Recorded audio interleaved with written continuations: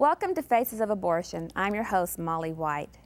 Faces of Abortion is the only television program of its kind that deals with the painful truth of abortion. You will hear powerful testimonies from women and men who've experienced abortion and the devastation that it brought into their life. You will hear the truth about abortion from scientific and legal evidence that you may have never known. You will also be given practical steps that you can take to help end abortion in America. And if you're hurting from abortion, we want you to know that Jesus saves and He forgives and He heals. We also have a 1-800 helpline number that you can call and talk to a caring person on the other end who will listen to you, pray for you, and help you find an abortion recovery group in your area to help you heal from abortion. So it just overwhelmed me. And I thought the only way to escape the pain was to take my life.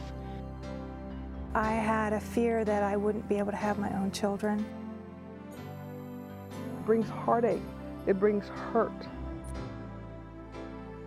And I knew they were tearing my baby apart. I remember the cold feeling of the room. I remember laying there and I just said to myself that I will never forgive myself for what I'm doing. I believe that my life was spared that night just so that I could be here right now and say abortion hurts women.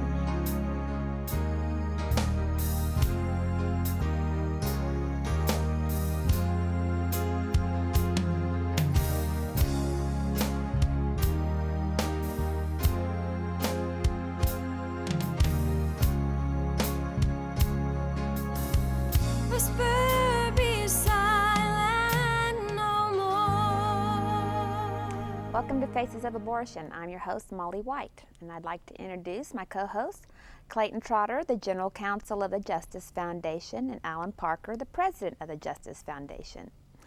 Molly, this week, Melissa, Sherry, and Rhonda are all going to share with us about their abortion experience. We're going to hear things that most people have never heard in their life. It's going to be powerful and amazing, and I believe transformational. Amen. You're right, Alan. So right now, you're going to listen to Melissa's testimony in her own words. Hi,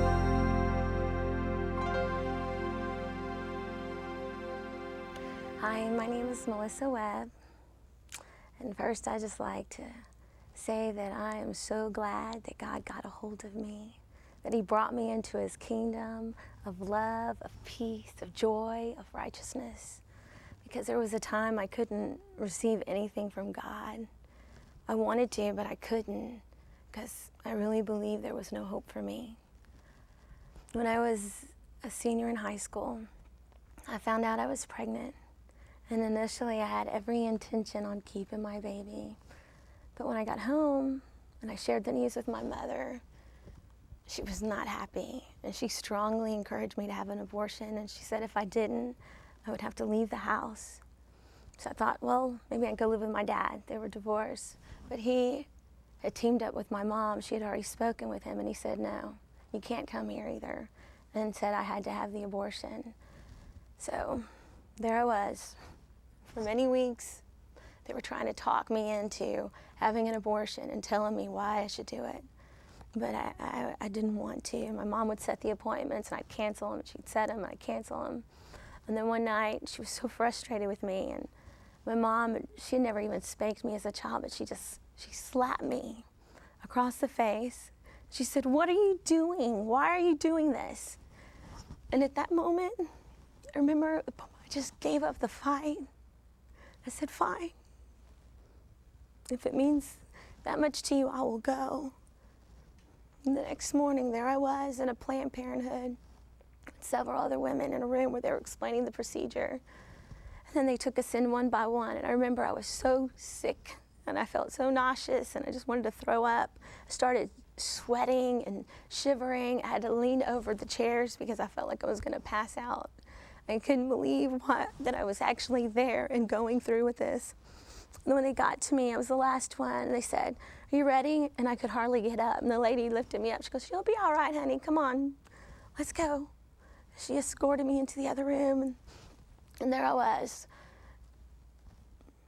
And I just remember them asking me these questions, like, where do you go to school? What's your favorite subject? What do you like to do? And I'm thinking, can you please be quiet? I couldn't even speak, and I remember the pain. I remember that they said it would just be a little pressure and menstrual-like cramps, but that was a lie. I remember the pressure was very intense, and the pulling and the throbbing, and it was much stronger than cramps. And afterwards, it just took me into a room, gave me a bag with a cookie, a Coke, and some condoms, and sent me on my way. And though the physical pain wore off, emotionally,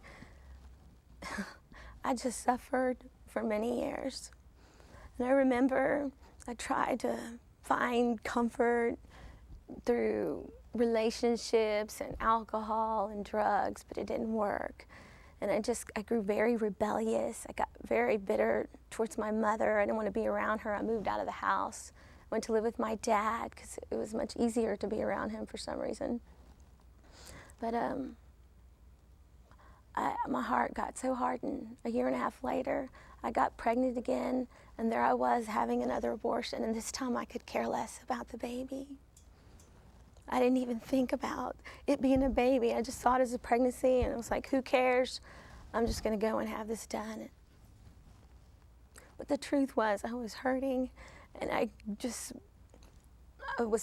got further and further to a pit of depression.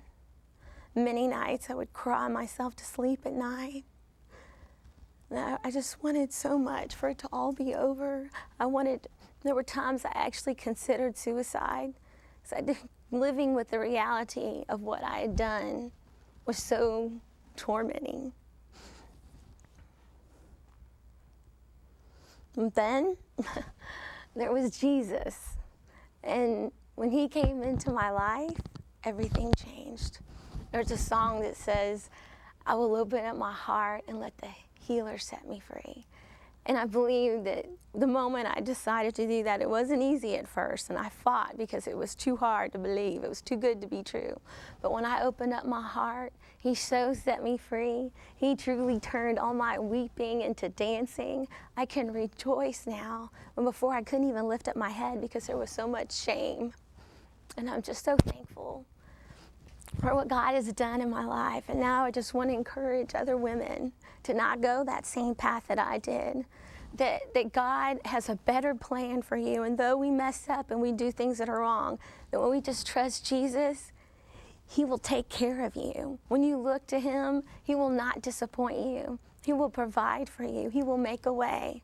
Every time I see a girl that's a young girl with a baby, I always take time to go out and say, you did the right thing. It is so much better to give life than to take away. I've been blessed with giving birth to 6 children and bringing life into this world. God healed my relationship with my mother and my father, and now they both see how abortion hurts women, and they hate that they were a part of that, and they're truly repentant.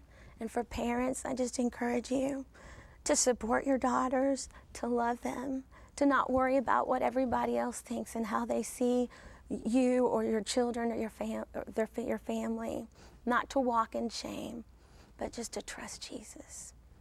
Thank you. Well, Melissa's testimony just ended with a powerful praise of what God has done in her life. But if her testimony has brought up experiences or memories of your own abortion experience, and you want what Melissa got, and that's salvation and forgiveness and redemption through Jesus Christ, then we can help you with that. You can call our helpline number, and there's people on the other end waiting to talk to you, counsel with you, listen to you, and pray for you. And they'll help you get into an abortion recovery group in your area. And Alan and Clayton, we're glad to see the redemption that Jesus Christ brings into our lives. Melissa's testimony was very powerful in that. But then again, we can go back. Where was her alternatives? Where were her choices? That's she wasn't right. given any. And I don't want to see any woman have to go through that pain and agony right. to get to the joy.